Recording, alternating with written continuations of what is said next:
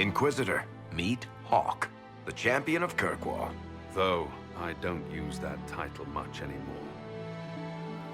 Hawke, the Inquisitor. I figured you might have some friendly advice about Corypheus.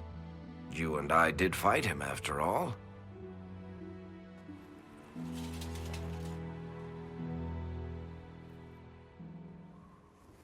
This view reminds me of my home in Kirkwall.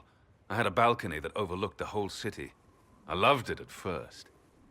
But after a while, all I could see were the people out there depending on me.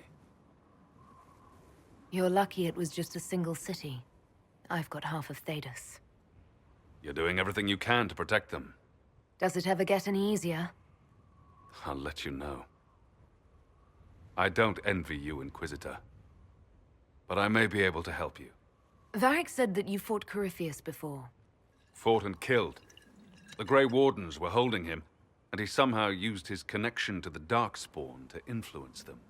Corypheus got into their heads, messed with their minds, turned them against each other. If the Wardens have disappeared, they could have fallen under his control again. If that's what happened to the Wardens, do you think we can free them? It's possible. But we need to know more first. I've got a friend in the Wardens. He was investigating something unrelated for me. His name is Stroud. The last time we spoke, he was worried about corruption in the Warden ranks. Since then, nothing. Corypheus would certainly qualify as corruption in the ranks. Did your friend disappear with them? No.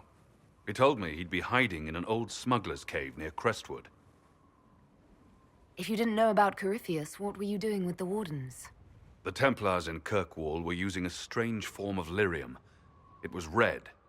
I'd hoped the Wardens could tell me more about it. Corypheus had Templars with him at Haven. They looked like they'd been exposed to the lyrium you describe. Hopefully my friend in the Wardens will know more.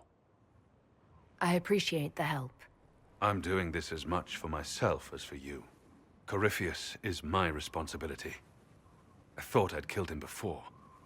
This time, I'll make sure of it. Inquisitor. You said you thought you killed Corypheus. The Grey Wardens had him imprisoned. They used my father's blood in a ritual to seal Corypheus inside. But he could still reach out and influence the Warden's thoughts. He sent them after me. And I didn't just think I killed him. When the fight was done, he was dead on the ground. Maybe his tie to the Blight somehow brought him back. Or maybe it's old Tevinter magic. But he was dead. I swear it. And where did you go after the mages rebelled? I heard the Chantry might be sending an exalted march to Kirkwall to put down the rebellion. I hoped that leaving would save lives and force the Divine to divide her forces to come after me. As it turned out, I needn't have bothered. All the circles started rising up, and the exalted march never came. Varric said you were the champion of Kirkwall. I've only heard a little about what happened there. What happened at Kirkwall was the same thing that happened everywhere. Fearful of blood magic and abominations, the Templars brutally suppressed the Circle. And in their desperation to survive, the mages of the Circle turned to blood magic, or became abominations.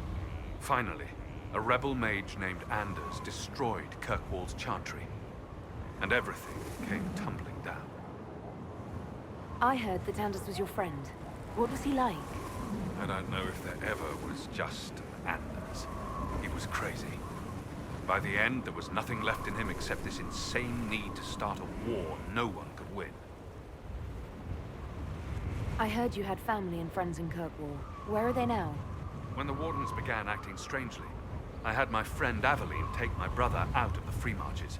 My uncle Gamlen's still in Kirkwall, but everyone else I used to know, they've pretty much scattered to the winds. I assume Varric's been feeding you information about the Inquisition. What did he say about me? Only good things, I promise. I was a little surprised, actually. Varric isn't one for religion in general, but he thinks highly of the Inquisition. We'll talk later. I'll meet you at Crestwood.